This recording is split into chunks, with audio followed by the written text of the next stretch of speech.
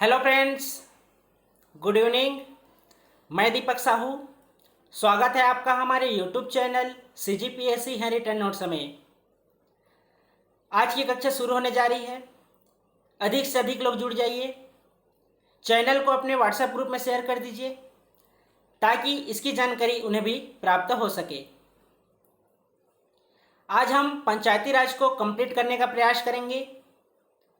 हमने पिछली कक्षा के जो वीडियो हैं उसमें पंचायती राज एवं नगरीय निकाय के सामान्य परिचय, उनके प्रमुख अनुच्छेद, ग्राम सभा, पंचायतों का गठन, इन सभी के बारे में देख चुके हैं। आज हम उसके आगे देखने जा रहे हैं। अगर आप हमारे चैनल में नए हैं तो चैनल को सब्सक्राइब कर लीजिए, बेल आइकन को भी क्लिक कर लीजिए ताकि जब हमारी नई कक्षाएं का वीडियो जब भी अपलोड हो उसकी पूरी जानकारी आपको समय पे मिल जाए। वीडियो को पूरा देखिए। बहुत ही आसान भाषा में समझाने का प्रयास किया गया है। यहाँ से एग्ज़ाम में क्वेश्चन जरूर आते हैं, चाहे CG व्यापम की बात करें या CGPSC की बात करें। तो सबसे पहले देखते हैं अनुच्छेद 243D के बारे में। हमने अनुच्छेद 243A, अनुच्छेद 243B और अनुच्छेद 243C इसके बारे में देख चुके हैं। तो अनुच्छेद 243D में उल्लेख है पंचायतों में आरक्षण का प्रावधान। तो देखते हैं 73वें संविधान संशोधन 1992 में क्या प्रावधान था। छत्तीसगढ़ पंचायती राज अधिनियम 1993 में क्या प्रावधान है, और पेशा एक्ट जो कि अनुसूचित क्षेत्र में लागू होता है उसमें आरक्षण का क्या प्रावधान है। तो देखेंगे कि 73वें संविधान संशोधन 1992 में अनुसूचित जनजाति को उसके जनसंख्या के अनुपात पर आरक्षण का प्रावधान किया गया है, जबकि छत्तीसगढ़ पंचायती राज अधिनियम 1993 में अनुसूचित जाति को जनसंख्या के अनुपात में तो प्रावधान किया गया है आरक्षण का, लेकिन अन्य पिछड़ा वर्ग को भी 25% आरक्षण दिया गया है। अब देखते हैं पेशा एक्ट जो कि अनुसूचित क्षेत्र में लागू होता है उसमें आरक्षण का क्या प्रावधान किया गया है। तो देखेंगे कि जो ST के लिए 50% आरक्षण होगा ही होगा। ST से ऐसा है अनुसूचित जनजाति, तथा जो SC हैं उसके जनसंख्या के अनुपात में उन्हें आरक्षण दिया जाएगा। याद रखेंगे जहां पेशा एक्ट लागू होता है जो कि अनुसूचित क्षेत्र में लागू होता है, वहां ग्राम पंचायत की सरपंच, जनपद पंचायत के अध्यक्ष और जिला पंचायत के अध्यक्ष ये अनुसूचित जनजाति के ही होंगे। ये हुआ इसके आरक्षण का प्रावधान। अब देखते हैं इसमें महिला वर्ग का क्या स्थान है।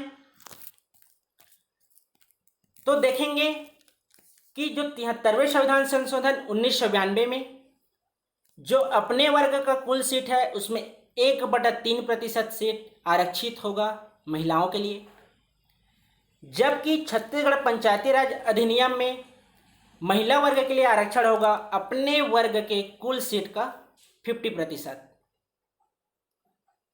और पेशा एक्ट जो कि अनुसूचित क्षेत्र में लागू होता है इसमें छत्तीसगढ़ में अपने वर्ग के कुल सीट का 50% आरक्षित किया गया है। ये हुआ आरक्षण के प्रावधान अनुच्छेद 243D के बारे में। अब देखते हैं अनुच्छेद 243E में क्या उल्लेख है। तो इसमें उल्लेख है पंचायतों का कार्यकाल। तो कार्यकाल है इनका 5 वर्ष तक, अर्थात कोई भी स्थानीय निकाय है, चाहे ग्राम पंचायत हो, जनपद पंचायत हो या जिला पंचायत हो। अगर नगरीय निकाय की बात करें तो नगर पंचायत, नगर पालिका या नगर निगम की बात हो, इनका जो कार्यकाल होता है वो 5 वर्ष का होता है, जिसकी गणना की जाती है प्रथम सम्मेलन के नियत तारीख से। याद रखेंगे प्रथम सम्मेलन से ही इनकी कार्यकाल की गणना की जाती है। देखते हैं कार्यकाल पूर्ण होने के पूर्व भी जो भंग हो जाता है उस स्थिति में कार्यकाल क्या होता है? यदि 6 माह से अधिक कार्यकाल बचा हो तो शेष अवधि के लिए उपचुनाव कराया जाएगा। अर्थात आकस्मिक किन्हीं की मृत्यु हो जाती है, चाहे सरपंच की हो, अध्यक्ष की हो, अगर उनका कार्यकाल 6 माह से अधिक बचा हो तो उसके जगह के लिए उपचुनाव कराया जाता है। जबकि 6 माह से कम कार्यकाल बचा हो तो उपचुनाव नहीं कराया जाता। यह हुआ कार्यकाल पूर्ण होने के पूर्व भंग होने से स्थिति में। याद रखेंगे जो यहाँ प्रथम सम्मेलन जो दिया गया है, एग्जाम में अक्सर जो विकल्प होते हैं उसमें दिया रहता है कि जो परिणाम की स्थिति से, अर्थात जिस दिन परिणाम आता है उस दिन से गणना की जाती है, या जिस दिन चुनाव होता है उस दिन से गणना की जाती है, या प्रथम बैठक से गणना की जाती है। इस तरह से विकल्प होते हैं, लेकिन आपको याद रखना है कि प्रथम सम्मेलन के नियत तारीख से ही उनकी कार्यकाल की गणना की जाती है। यह हुआ पंचायतों का कार्यकाल, अनुच्छेद 243 ई। अब देखते हैं अनुच्छेद 243 एफ के बारे में, जिसमें उल्लेख है सदस्यता के लिए अनर्हताएं, अर्थात कौन कौन है जो योग्य नहीं हो सकते हैं। तो सबसे पहले देखते हैं, कोई भी व्यक्ति एक सरपंच या उप सरपंच बन सकता है। कौन कौन बन सकते हैं? चाहे पंचायत, ग्राम पंचायत की बात हो, जनपद पंचायत की बात हो, या जिला पंचायत की बात हो। तो सबसे पहले तो उनकी आयु 21 वर्ष पूर्ण होनी चाहिए। हम देखने जा रहे हैं कौन बन सकता है। पहला हुआ कि उनकी आयु 21 वर्ष पूर्ण होनी चाहिए। दूसरा क्या है? वे लाभ के पद पर न हो, अर्थात सरकारी कर्मचारी न हो। तीसरा है सहकारी सोसाइटी या जो सोसाइटी होता है उनके सभापति या उपसभापति न हो। इसके अलावा संसद के किसी भी सदन और राज्य विधानसभा इनके भी सदस्य न हो। इसके अलावा पागल और दिवालिया घोषित ना हो।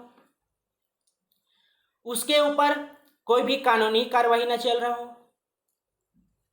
इन सभी के जो फॉलो करते हैं वह पंचायत के चुनाव लड़ सकता है।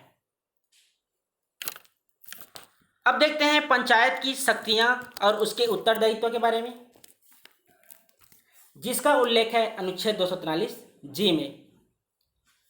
तो देखेंगे जो ग्राम पंचायत के जो कार्यकाल जो होती है 5 वर्ष की तो होती ही है, लेकिन उनकी शक्तियां और उत्तरदायित्व जो होता है वो पंचायत स्तर के मूलभूत जो स्रोत होते हैं उनका दायित्व होता है। जबकि जनपद पंचायत स्तर के ग्राम पंचायत से ऊपर जो दायित्व होता है वो जनपद पंचायत का होता है।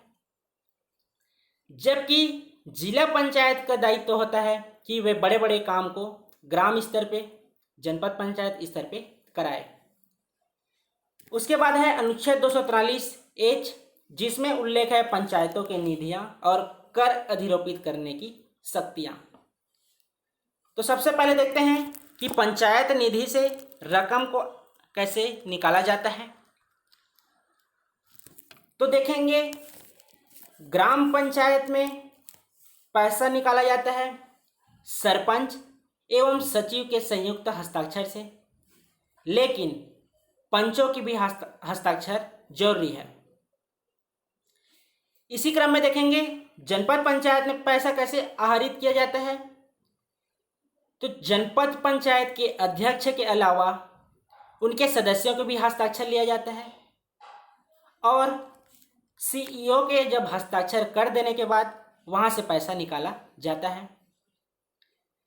जबकि जिला पंचायत में जिला सीईओ हस्ताक्षर करता है, जिसमें जिला पंचायत के अध्यक्ष और उनके सदस्यों की भी हस्ताक्षर आवश्यक होती है। जो यह फंड होता है या तो वह डाक विभाग में भी हो सकता है या किसी बैंक खाता में भी हो सकता है। अब देखते हैं पंचायतों के द्वारा कर अधिरोपित करने की शक्तियां के बारे में। तो ये भूमि कर, प्रकाश कर, बाजार और जल, इन सभी पे कर अधिरोपित कर सकते हैं। इसके अलावा जब मेले का आयोजन होता है तब भी ये लोग कर अधिरोपित कर सकते हैं। ये हुआ उनके पंचायतों के द्वारा कर अधिरोपित करने की शक्तियां के बारे में। अब देखते हैं राज्य वित्त आयोग के बारे में, जिसका उल्लेख है अनुच्छेद 243 आई में, जिसको राज्यपाल के द्वारा नियुक्ति किया जाता है। किनकी नियुक्ति किया जाता है? जो अध्यक्ष होते हैं उनकी। जो राज्य वित्त आयोग के अध्यक्ष होते हैं उनका कार्यकाल 5 वर्ष का होता है। याद रखेंगे कि छत्तीसगढ़ वित्त विभाग के प्रथम जो अध्यक्ष थे टी.एस. सिंहदेव थे, जबकि वर्तमान में वित्त विभाग का दायित्व सौंपा गया है भूपेश बघेल जी को।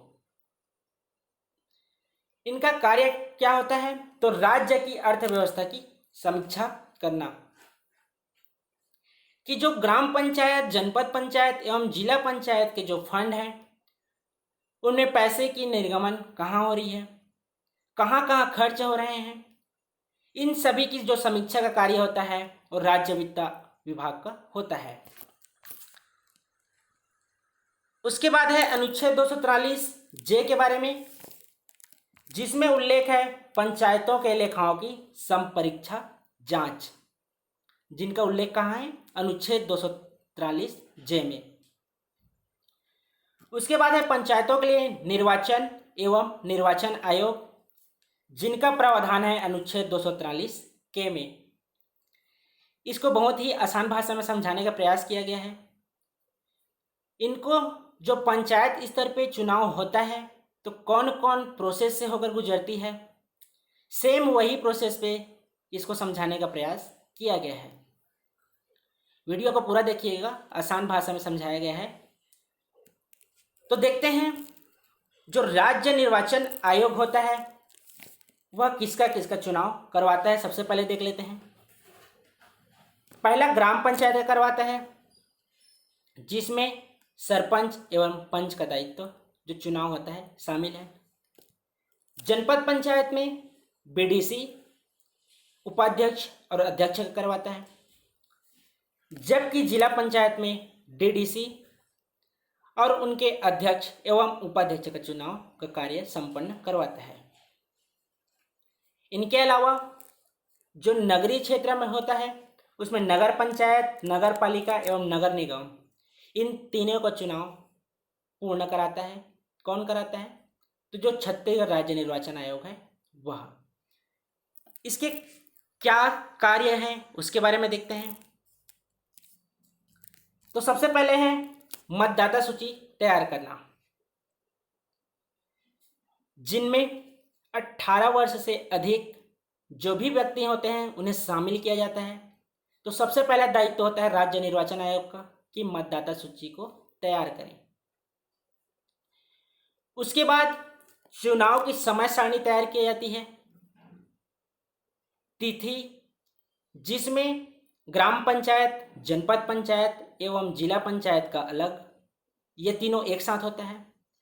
इसी क्रम में नगरीय निकाय का भी तिथि निर्धारित की जाती है।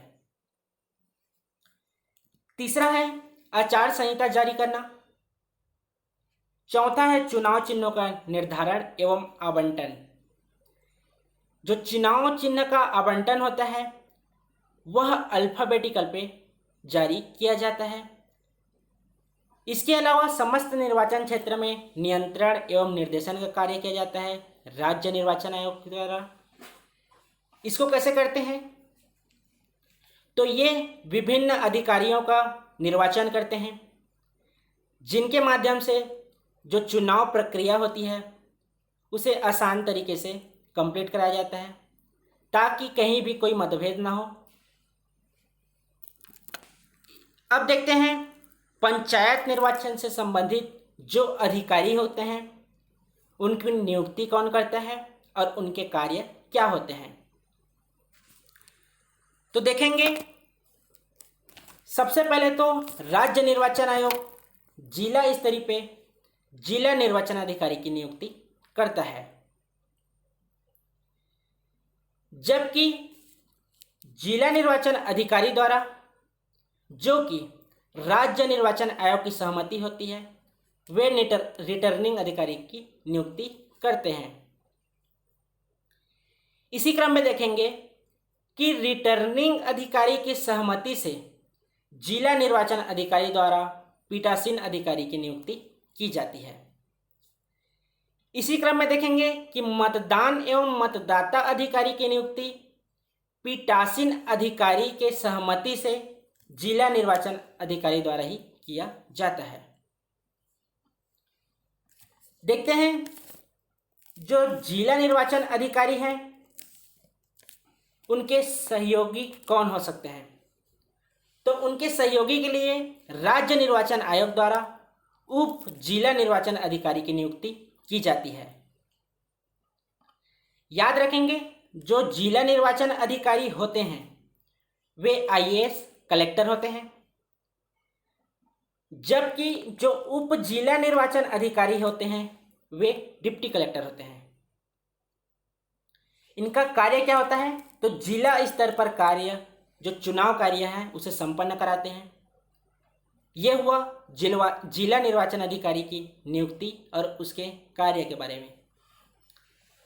अब देखते हैं रिटर्निंग अधिकारी के बारे में, जिनकी नियुक्ति होती है जिला निर्वाचन अधिकारी के द्वारा, जो कि राज्य निर्वाचन आयोग करता है। इनके सहयोगी होते हैं सहायक रिटर्निंग अधिकारी, ये एसडीएम स्तर के होते हैं। इनका कार्य क्या होता है, तो चुनाव में नामांकन से लेकर परिणाम तक का कार्य रिटर्निंग अधिकारी का दायित्व होता है। उसके बाद है पीठासीन अधिकारी, जिनकी नियुक्ति रिटर्निंग अधिकारी की सहमति से जिला निर्वाचन अधिकारी द्वारा किया जाता है। इनके सहयोगी के लिए मतदान अधिकारी की नियुक्ति की जाती है। इनका कार्य होता है मतदान को सही तरीके से पूरा करना। यह हुआ पीठासीन अधिकारी की नियुक्ति, सहयोगी और उनके कार्य के बारे में। अगला है मतदान अधिकारी के बारे में, जिनकी नियुक्ति रिटर्निंग अधिकारी की सहमति से जिला निर्वाचन अधिकारी द्वारा किया जाता है। इनका कार्य क्या होता है, तो ये मतदान के दौरान मतदान अभिकर्ता और मतदाता का निरीक्षण करते हैं कि सही तरीके से चुनाव की प्रक्रिया हो रही है या नहीं हो रही है। यह हुआ पंचायत निर्वाचन से संबंधित पदाधिकारी नियुक्ति और उनके कार्य के बारे में। याद रखेंगे कि छत्तीसगढ़ में राज्य निर्वाचन के प्रथम आयुक्त थे श्री अजय कुमार सिंह, जबकि वर्तमान में आयुक्त हैं ठाकुर राम सिंह। अब देखते हैं चुनाव प्रक्रिया के बारे में, जिसकी अधिसूचना जारी की जाती है राज्यपाल के द्वारा, जबकि तिथि का निर्धारण किया जाता है राज्य निर्वाचन आयोग के द्वारा। सबसे पहले देखते हैं फॉर्म भरने की प्रक्रिया, प्रस्तावक और इसके जो जमानत राशि होती है उसके बारे में। तो याद रखेंगे जो फॉर्म रिटर्निंग अधिकारी के पास जमा किया जाता है, सबसे पहले तो रिटर्निंग अधिकारी के पास फॉर्म लिया जाता है। किस लिए? चुनाव लड़ने के लिए। तो देखते हैं कि जो सदस्य हैं जो चुनाव लड़ना चाहता है वह कौन कौन स्तर पर चुनाव लड़ सकता है और एक साथ कितने फॉर्म भर सकता है। हम जानते हैं कि ग्राम पंचायत में पंच और सरपंच इनका चुनाव होता है, जनपद पंचायत में बीडीसी का चुनाव होता है और जिला पंचायत में डीडीसी का चुनाव होता है। तो कोई भी व्यक्ति एक साथ कितना फॉर्म भर सकता है उसके बारे में देखते हैं। तो जो सबसे पहले तो व्यक्ति पंच का फॉर्म भर सकता है, यह हुआ पहला पंच। पंच के साथ साथ वह सरपंच का भी फॉर्म भर सकता है, यह हुआ दूसरा। तीसरा, पंच के साथ साथ जनपद पंचायत सदस्य अर्थात बीडीसी का भी फॉर्म भर सकता है, यह हुआ तीसरा स्थिति। चौथा, जो पंच है वह जिला पंचायत सदस्य का भी फॉर्म भर सकता है अर्थात डीडीसी का भी फॉर्म भर सकता है। यह हुआ एक ही व्यक्ति के द्वारा 4 फॉर्म अलग अलग स्तर के पद के लिए भर सकता है। इसके अलावा व्यक्ति सरपंच का फॉर्म भर सकता है, 5वां कंडीशन। 6वां कंडीशन है कि वह सरपंच और बीडीसी का फॉर्म भर सकता है, यह हुआ 6वां कंडीशन। इसके अलावा सरपंच और जनपद पंचायत सदस्य का फॉर्म भर सकता है, और अंत में जिला पंचायत सदस्य और जनपद पंचायत सदस्य का फॉर्म भर सकता है। इस तरह से एक ही व्यक्ति द्वारा एक साथ एक से अधिक फॉर्म भर सकते हैं। लेकिन कौन कौन से फॉर्म एक साथ नहीं भर सकते? तो पंच के लिए आप 2 वार्ड का पंच के लिए फॉर्म नहीं भर सकते हैं। इसके अलावा आप 2 जगह ग्राम पंचायत के लिए सरपंच का फॉर्म नहीं भर सकते हैं। इसके अलावा जनपद पंचायत सदस्य अलग अलग क्षेत्र में नहीं भर सकते हैं। इसके अलावा जिला पंचायत सदस्य अर्थात डीडीसी का भी फॉर्म अलग अलग स्थान पर नहीं भर सकते हैं। यह हुआ इनके फॉर्म भरने की प्रक्रिया के बारे में।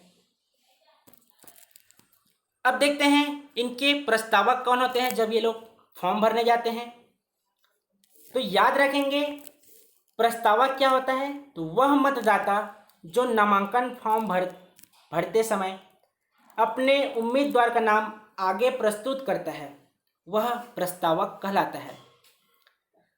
तो याद रखेंगे कोई भी फॉर्म भरने जाते हैं, चाहे पंच का हो, सरपंच का हो, बीडीसी का हो या डीडीसी का हो, तो न्यूनतम प्रस्तावक की संख्या 1 होनी आवश्यक है। और जो प्रस्तावक होते हैं, अगर आप पंच का फॉर्म भर रहे हैं तो उसी वार्ड का प्रस्तावक होगा, आप सरपंच का फॉर्म भर रहे हैं तो उसी ग्राम पंचायत का वह प्रस्तावक होगा जिसमें उसके मतदाता सूची में नाम शामिल होगा। अब देखते हैं इनकी जमानत राशि कितनी होती है। तो अनारक्षित वर्ग और आरक्षित वर्ग, आरक्षित वर्ग में एसटी, एसी, ओबीसी और महिला वर्ग आते हैं। हमने पहली कक्षा में इसको देख चुके हैं। तो पंच का जब आप फॉर्म भरने जाते हैं तो अनारक्षित वर्ग को 50 रुपये जमानत राशि देनी पड़ती है, जबकि आरक्षित वर्ग को 25 रुपये जमानत राशि के रूप में जमा करना पड़ता है। सरपंच के लिए अनारक्षित वर्ग के लिए 1000 रुपये, जबकि आरक्षित वर्ग के लिए 500 रुपये जमा की जाती है। इसी क्रम में जनपद पंचायत सदस्य अर्थात बीडीसी का जब आप फॉर्म भरने जाते हैं तो आपको जमानत राशि के रूप में अनारक्षित वर्ग को 2000 रुपये, जबकि आरक्षित वर्ग को 1000 रुपये जमा करनी पड़ती है। जबकि जिला पंचायत सदस्य का आप फॉर्म भरते हैं तो अनारक्षित वर्ग को 4000 रुपये और आरक्षित वर्ग को 2000 रुपये जमा करनी पड़ती है। ये हुआ जब आप फॉर्म भरने जाते हैं तो उसकी जमानत राशि के बारे में। अब देखते हैं कि आपकी जो जमानत राशि है चुनाव के बाद किस स्थिति में वापस की जाती है। तो स्थिति पहला है, यदि उसने कुल वैध मतों का 1/6 मत प्राप्त कर लेता है तो उसकी जमानत राशि वापस कर दी जाती है। कब की स्थिति में? जब वह चुनाव हार जाता है तब। दूसरा है, यदि उसका नाम चुनाव लड़ने वाले अभ्यर्थी की सूची में दर्शित नहीं हो पाता है, अर्थात किसी कारणवश उनका नाम निरस्त हो जाता है, चाहे छटनी में हो या गलतीवश हो, तो उसकी जमानत राशि वापस करनी पड़ती है। तीसरी स्थिति है, यदि मतदान के पूर्व जो अभ्यर्थी है उसकी मृत्यु हो जाती है, तब उसकी जमानत राशि वापस करनी पड़ती है। इसके अलावा ये तीनों फॉलो होने के बाद चौथी जो स्थिति है, अगर वह 6 माह के अंदर अपनी जमानत राशि वापस लेने आता है तब उसकी जमानत राशि वापस की जाएगी। यदि वह 6 माह के बाद आता है तो उसकी जमानत राशि जब्त कर ली जाती है। यह हुआ जमानत राशि के बारे में। अब देखते हैं जो नामांकन पत्र फॉर्म भरते हैं उसकी छटनी के बारे में। तो इसकी छटनी की जाती है रिटर्निंग अधिकारी के द्वारा, जिनका काम होता है चुनाव में नामांकन से लेकर परिणाम तक का इनका दायित्व होता है। तो जब आपके नामांकन पत्र जो पत्र होता है उनकी छटनी की जाती है तो आपके जो निर्वाचन अभिकर्ता होते हैं और उम्मीदवार का जो प्रस्तावक होते हैं वे दोनों रिटर्निंग अधिकारी के सामने होते हैं ताकि कहीं भी छेड़छाड़ ना किया जा सके। पहला है किन किन आधारों पे उनका फॉर्म निरस्त हो सकता है। तो उम्मीदवार या प्रस्तावक का हस्ताक्षर वास्तविक नहीं होगा तो रिटर्निंग अधिकारी उनके नामांकन पत्र को निरस्त कर सकता है। दूसरा है यदि उम्मीदवार एक से अधिक नामांकन फॉर्म एक ही पद के लिए जमा किया होता है तो दूसरा जो फॉर्म भरता है उसे निरस्त कर देता है। कौन करते हैं? रिटर्निंग अधिकारी के द्वारा। तीसरा क्या है, नामांकन जो पत्र होता है जो फॉर्म होता है उसमें कोई संशोधन किया हुआ होता है, मान लीजिए त्रुटि हो जाता है, अगर उसमें आप संशोधन करते हैं तो इस स्थिति में भी आपके नामांकन पत्र को निरस्त किया जा सकता है। चौथा क्या है, आपकी जमानत राशि जमा नहीं की होती है तब भी आपका नामांकन फॉर्म निरस्त किया जा सकता है। अब देखते हैं कि जब आपका नामांकन फॉर्म निरस्त हो जाता है तो आप किनके खिलाफ अपील कर सकते हैं कि किन अनुरूप के लिए जो निरीक्षण रिटर्निंग अधिकारी हैं उन्होंने आपका फॉर्म को निरस्त किया है। याद रखेंगे जब रिटर्निंग अधिकारी किसी फॉर्म को निरस्त करते हैं तो उनको बताना पड़ता है कि किन आधारों के कारण उन्हें के फॉर्म को निरस्त किया गया है। तो देखते हैं जब पंच के लिए आप फॉर्म भरते हैं तो आप किनके पास अपील कर सकते हैं। तो आप अपील कर सकते हैं एसडीएम के पास। इसके अलावा जब आप सरपंच को फॉर्म भरते हैं तो आप भी एसडीएम के समक्ष अपील कर सकते हैं। जबकि बीडीसी का जब आप फॉर्म भरते हैं और आपकी फॉर्म निरस्त हो जाती है तो आप कलेक्टर के समक्ष अपील कर सकते हैं कि किस आधार पे आपका फॉर्म निरस्त हुआ है। जब आप डीडीसी का फॉर्म भरे रहते हैं तो आप रायपुर आयुक्त के समक्ष अपील कर सकते हैं। यह हुआ नामांकन पत्र भरा जाना और उनके छटनी के बारे में।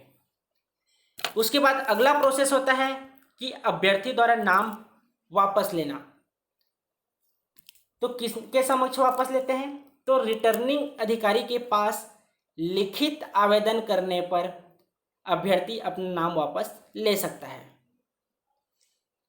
लेकिन याद रखेंगे यह आवेदन उम्मीदवार स्वयं जाकर प्रस्तावक निर्वाचन अभिकर्ता द्वारा जमा किया जाता है। किनको जमा किया जाता है? कि अभ्यर्थी का नाम वापस लेना है। लेकिन याद रखेंगे जब प्रस्तावक एवं निर्वाचन अभिकर्ता के द्वारा फॉर्म को जमा किया जाता है तो उसके बाद जो उम्मीदवार होते हैं उनकी भी सहमति लेना रिटर्निंग अधिकारी को आवश्यक होता है। जब वह सफल हो जाता है तो उसकी जमानत जो राशि जमा की रहती है उसे वापस कर दी जाती है और अभ्यर्थी का नाम वापस हो जाता है। याद रखेंगे कि जब उम्मीदवार स्वयं जाता है तो डायरेक्ट रूप से अभ्यर्थी का नाम वापस हो जाता है। उसके बाद होता है अंतिम सूची जारी होना और चुनाव चिन्हों का आवंटन।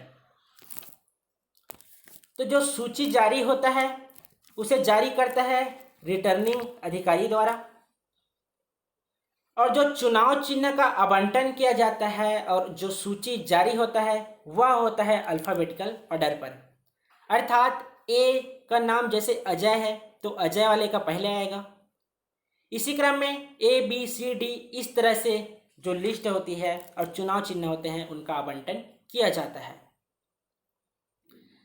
अब देखते हैं जो चुनाव प्रचार के लिए व्यय की सीमा कितनी होती है। तो याद रखेंगे सरपंच के लिए 2 लाख रुपए आप एक ग्राम पंचायत में खर्च कर सकते हैं, जिनकी पूरी जानकारी आपको रिटर्निंग अधिकारी को देना पड़ेगा। इसके अलावा बीडीसी को 3 लाख रुपए खर्च करने की अनुमति है, जबकि डीडीसी को 5 लाख रुपए चुनाव प्रक्रिया में खर्च करने की अनुमति प्रदान की गई है। लेकिन इसका पूरा ब्यौरा आपको रिटर्निंग अधिकारी के पास जमा करना पड़ेगा। यह हुआ इनके व्यय की सीमा के बारे में। अब देखते हैं पंचायत चुनाव जो होती है उसमें एक जो उम्मीदवार है कौन कौन से अभिकर्ताओं की नियुक्ति कर सकता है। तो याद रखेंगे सबसे पहले निर्वाचन अभिकर्ता, मतदान अभिकर्ता और गणना अभिकर्ता की नियुक्ति करता है। कौन करता है? जो उम्मीदवार होता है वे। लेकिन इनकी नियुक्ति के समय आपको रिटर्निंग अधिकारी के पास उनका नाम लिखित रूप से प्रस्तुत करना पड़ेगा। तो देखते हैं निर्वाचन अभिकर्ता का कार्य क्या होता है। तो ये अभिकर्ता जो छटनी होता है, जब नामांकन फॉर्म जो होता है वह छटनी के समय निर्वाचन अभिकर्ता उपस्थित रहता है। इसके अलावा शिविर में पर्ची बांटता है। कौन बांटता है? निर्वाचन अभिकर्ता। उसके बाद है मतदान अभिकर्ता, जिनका कार्य होता है मतदान स्थल पर कोई छेड़खानी तो नहीं हो रही है, इनका कार्य होता है मतदान अभिकर्ता का। इसके बाद है गणना अभिकर्ता, जिनका काम गणना स्थल पर जब चुनाव प्रक्रिया पूर्ण हो जाती है तो मत की गिनती के समय गणना अभिकर्ता वहां निरीक्षण के तौर पे रहते हैं।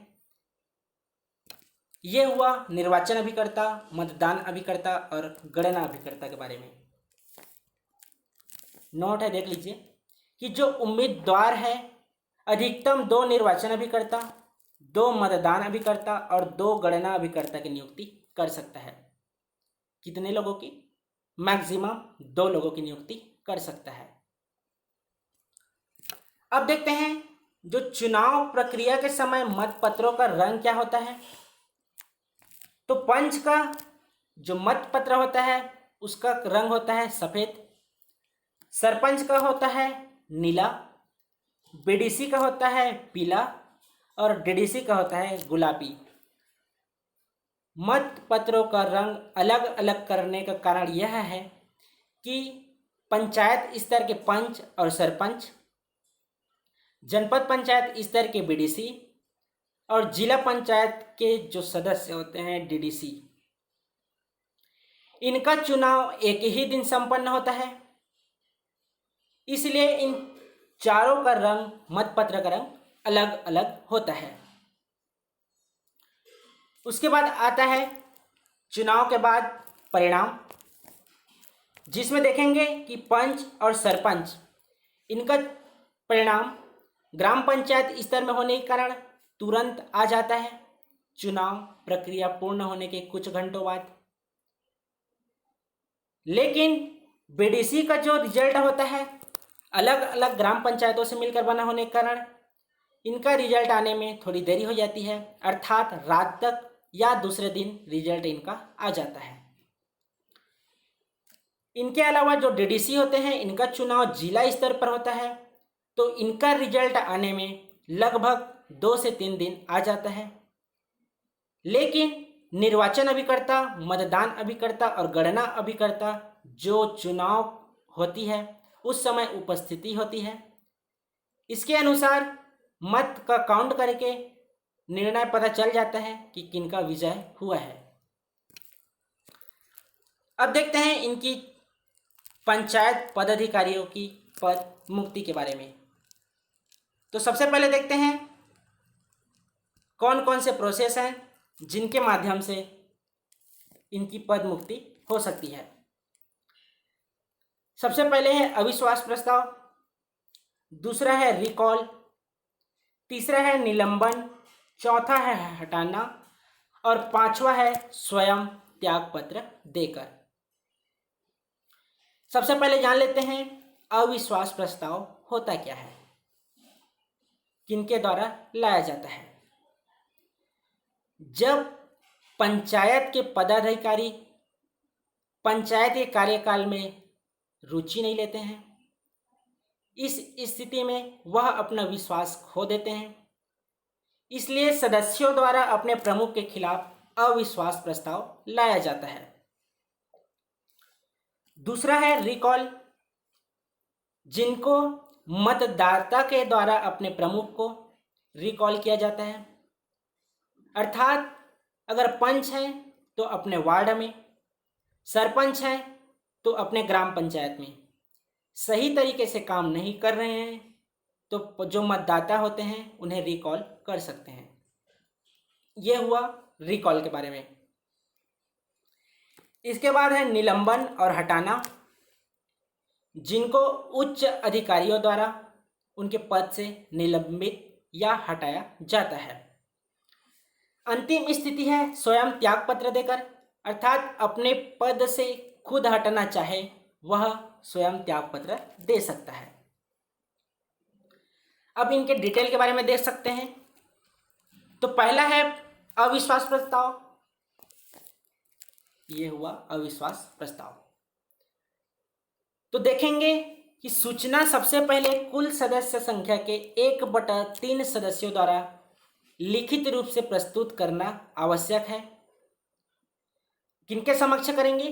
तो सरपंच और उप सरपंच के लिए एसडीएम के पास पंचों के द्वारा प्रस्तुत की जाती है।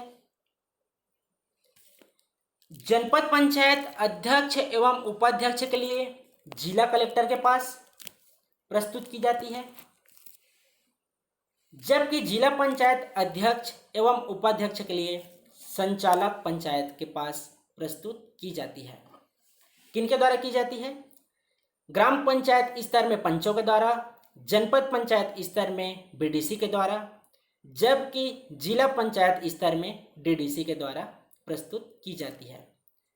कंडीशन है 1/3 सदस्यों द्वारा लिखित रूप से अनुमोदन जरूरी है। फिर देखते हैं दूसरा है कौन किसके खिलाफ लाता है। तो पंच के खिलाफ तो नहीं ला सकते, इनके खिलाफ रिकॉल किया जाता है। सरपंच के खिलाफ पंचों के द्वारा लाया जाता है और उप सरपंच के खिलाफ पंचों के द्वारा अविश्वास प्रस्ताव लाया जाता है। इसी क्रम में देखेंगे जनपद पंचायत स्तर में बीडीसी के खिलाफ नहीं लाया जा सकता। अध्यक्ष और उपाध्यक्ष के द्वारा बीडीसी द्वारा अविश्वास प्रस्ताव लाया जाता है। इसी क्रम में देखेंगे जिला पंचायत स्तर में डीडीसी के समक्ष नहीं लाया जा सकता, जबकि अध्यक्ष और उपाध्यक्ष के लिए अविश्वास प्रस्ताव डीडीसी द्वारा लाया जाता है। अब देखते हैं इनकी अध्यक्षता कौन करता है अविश्वास प्रस्ताव का। तो सरपंच और उप सरपंच इसकी अध्यक्षता करते हैं नायब तहसीलदार द्वारा। अध्यक्ष और उपाध्यक्ष अर्थात जनपद पंचायत अध्यक्ष और उपाध्यक्ष के लिए जब अविश्वास प्रस्ताव आता है तो इसकी अध्यक्षता की जाती है डिप्टी कलेक्टर के द्वारा। अंतिम है जिला पंचायत अध्यक्ष एवं उपाध्यक्ष समक्ष अविश्वास प्रस्ताव आता है तो इसकी अध्यक्षता की जाती है कलेक्टर के द्वारा।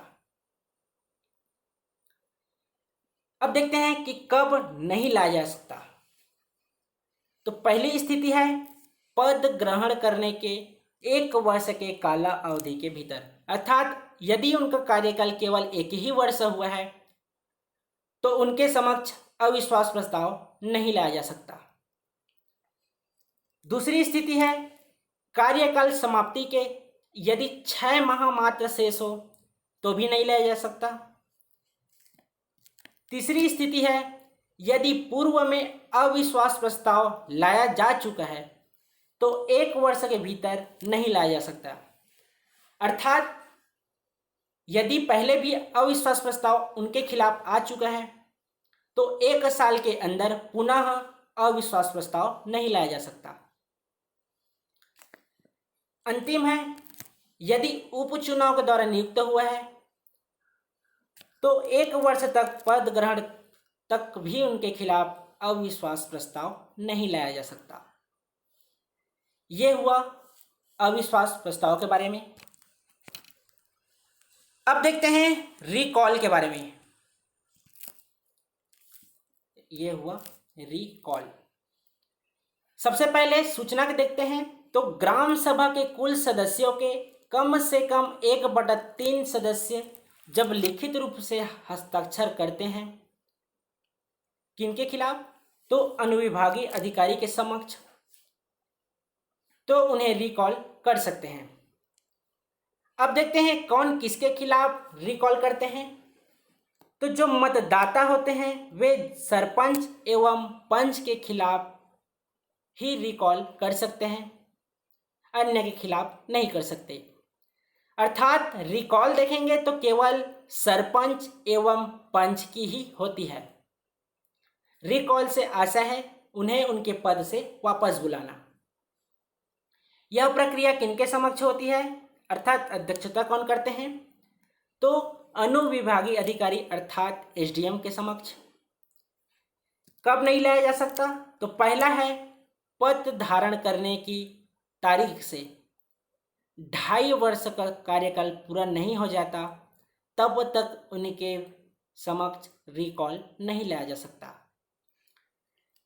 दूसरी स्थिति है यदि उनका कार्यकाल 6 माह शेष हो तो भी उन्हें रिकॉल नहीं किया जा सकता। तीसरा है यदि उपचुनाव में निर्वाचन हुआ है तो उसके आधा कार्यकाल जब तक पूर्ण नहीं हो जाता तब तक उसे रिकॉल नहीं किया जा सकता। यह हुआ रिकॉल प्रक्रिया के बारे में। अब देखते हैं निलंबन या हटाना, उसके बारे में। तीसरा है निलंबन या हटाना। तो किस आधार पर किसी पंचायत पदाधिकारी को निलंबित या हटाया जा सकता है, तो यदि वह किसी की हत्या कर देता है या बलात्कार या छेड़खानी करता है, महिला एवं बाल शोषण किसी भी में लिप्त हो या पंचायत के काम में भाग नहीं लेता हो। इस आधार पर पंचायत के पदाधिकारी को निलंबित या हटाया जा सकता है। किनके द्वारा हटाया जाता है, तो अनुविभागीय अधिकारी द्वारा, अर्थात उनके जो प्रमुख होते हैं उनके द्वारा उन्हें निलंबित या हटाया जा सकता है। तो देखेंगे सरपंच, उपसरपंच एवं पंच को निलंबित या हटाया जाता है एसडीएम के द्वारा, अनुविभागीय अधिकारी के द्वारा। जबकि जनपद पंचायत स्तर के अध्यक्ष, उपाध्यक्ष और जो बीडीसी होते हैं उनको हटाते हैं अतिरिक्त कलेक्टर के द्वारा। जबकि जिला पंचायत अध्यक्ष, उपाध्यक्ष एवं जो सदस्य होते हैं डीडीसी, उनको निलंबित या हटाया जाता है कलेक्टर के द्वारा। याद रखेंगे कि जब उसके पद पर बना रहना लोकहित में अवांछनीय हो तो कभी भी उसे निलंबित या हटाया जा सकता है। यह हुआ तीसरी स्थिति निलंबन या हटाना के बारे में। चौथी स्थिति है स्वयं त्यागपत्र देकर। स्वयं त्यागपत्र देकर तो कौन किसे त्यागपत्र देता है, तो पंच अपना त्यागपत्र देता है सरपंच को, जबकि उप सरपंच एवं सरपंच अपना त्याग पत्र दे सकता है जिला संयुक्त संचालक को। इसी क्रम में याद रखेंगे, जनपद पंचायत सदस्य अर्थात बीडीसी अपना त्याग पत्र देता है अध्यक्ष को, जबकि उपाध्यक्ष एवं अध्यक्ष अपना त्याग पत्र देते हैं अतिरिक्त कलेक्टर को। इसी क्रम में जिला पंचायत सदस्य अपना त्याग पत्र देते हैं अपने प्रमुख अध्यक्ष को, जबकि उपाध्यक्ष एवं अध्यक्ष अपना त्याग पत्र देते हैं कलेक्टर को। ये हुआ पंचायत पदाधिकारियों की उनकी पद मुक्ति के बारे में। अब देखते हैं बैठक बुलाया कब जाता है, कौन कौन सी बैठक होती है। तो पहला है पहली बैठक बुलाना, जो होता है रिजल्ट प्रकाशन के 30 दिन के अंदर। तो जब रिजल्ट प्रकाशन होता है तो पहली बैठक बुलाया जाता है ग्राम सचिव के द्वारा पंचायत स्तर पर अर्थात ग्राम पंचायत में, जबकि जनपद पंचायत में बुलाया जाता है मुख्य कार्यपालन अधिकारी सीईओ द्वारा अर्थात जो डिप्टी कलेक्टर रेंज के होते हैं उनके द्वारा। इसी क्रम में जिला पंचायत में मुख्य कार्यपालन अधिकारी सीईओ जो कि आईएएस रेंज के होते हैं उनके द्वारा पहली बैठक बुलाई जाती है रिजल्ट प्रकाशन के 30 दिन के भीतर। दूसरी स्थिति है सामान्य बैठक बुलाना,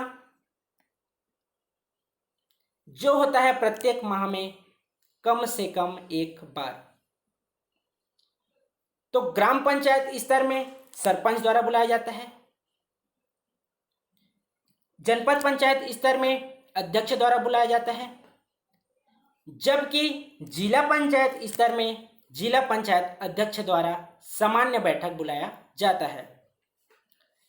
याद रखेंगे, यदि ग्राम पंचायत के सरपंच, जनपद पंचायत के अध्यक्ष और जिला पंचायत के अध्यक्ष यदि 3 बैठक बुलाने में असफल रहते हैं तो उसे भी पद मुक्त कर सकते हैं। यह हुआ सामान्य बैठक के बारे में।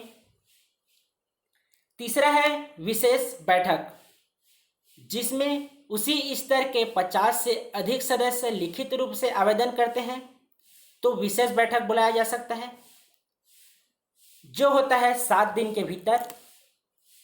तो ग्राम पंचायत स्तर में सरपंच के द्वारा, जनपद पंचायत स्तर पे अध्यक्ष के द्वारा और जिला पंचायत स्तर पर जिला पंचायत अध्यक्ष के द्वारा विशेष बैठक बुलाई जाती है। कितने दिनों के अंदर? तो 7 दिनों के अंदर विशेष बैठक बुलाई जाती है।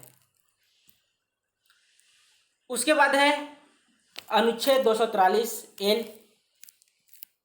जो है पंचायती राज का संघ राज्य क्षेत्र में लागू होना। इस तरह से चुनाव प्रक्रिया नामांकन फॉर्म भरने से लेकर चुनाव परिणाम के बाद पद मुक्ति से पहले अनुच्छेद 243(K) में देख चुके हैं। अनुच्छेद 243(L) के बाद है अनुच्छेद 243(M), जिसमें उल्लेख है पंचायती राज का कतिपय क्षेत्रों पर लागू नहीं होना, अर्थात कहाँ कहाँ लागू नहीं होता है, तो इसका उल्लेख है अनुच्छेद 243(M) में। तो लागू नहीं होता है 6वीं अनुसूची में शामिल राज्य में, केंद्र शासित प्रदेश दिल्ली में, और पूर्व में दर्जा प्राप्त था राज्य का जम्मू कश्मीर में, यहाँ पंचायती राज लागू नहीं होता था। यह हुआ अनुच्छेद 243(M) के बारे में।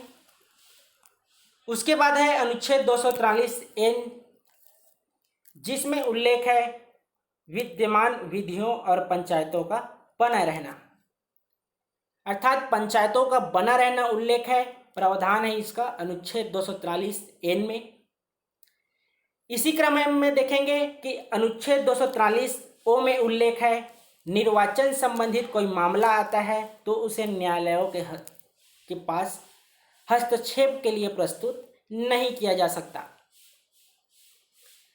अब देखते हैं कि किस किस स्थिति में यदि विवाद हो तो कौन उसका विनिश्चय करता है।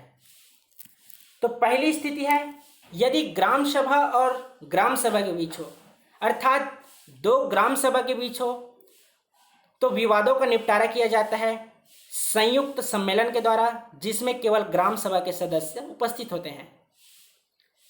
दूसरी स्थिति है यदि दो ग्राम पंचायत के चुनाव में यदि विवाद उत्पन्न हो जाता है तो उसका विनिश्चय किया जाता है राज्य सरकार द्वारा। यदि दो जनपद पंचायत या दो जिला पंचायत के बीच विवाद उत्पन्न होता है तो इसका विनिश्चय किया जाता है राज्य सरकार के द्वारा। यह हुआ यदि विभिन्न स्थानीय निकाय के मध्य विवाद हो तो उसका विनिश्चय कौन करता है उसके बारे में। अब देखते हैं किसी निर्वाचन को याचिका पेश कर प्रश्नगत किया जा सकता है, अर्थात यदि ग्राम पंचायत स्तर पर कोई विवाद आता है तो उसे अनुविभागीय अधिकारी अर्थात एसडीएम के समक्ष, जनपद पंचायत स्तर के चुनाव में यदि विवाद उत्पन्न होता है तो उसे कलेक्टर के समक्ष, और जिला पंचायत के चुनाव में यदि कोई विवाद उत्पन्न होता है तो उसे संचालक समक्ष, संचालक पंचायत के समक्ष जो कि रायपुर में स्थित है उसके समक्ष प्रस्तुत किया जा सकता है। इस तरह से हुआ पंचायती राज का कंप्लीट क्लास। अगर वीडियो अच्छा लगा तो अपने दोस्तों के बीच अधिक से अधिक शेयर कीजिए, वीडियो को लाइक कीजिए, कमेंट कीजिए, और अगर आपको कहीं समझ नहीं आया होगा तो आप हमें कमेंट करके ज़रूर बताइएगा, हम उसे आपका रिप्लाई ज़रूर देंगे। इसके बाद हम नगरीय निकाय शुरू करने जाएंगे। धन्यवाद।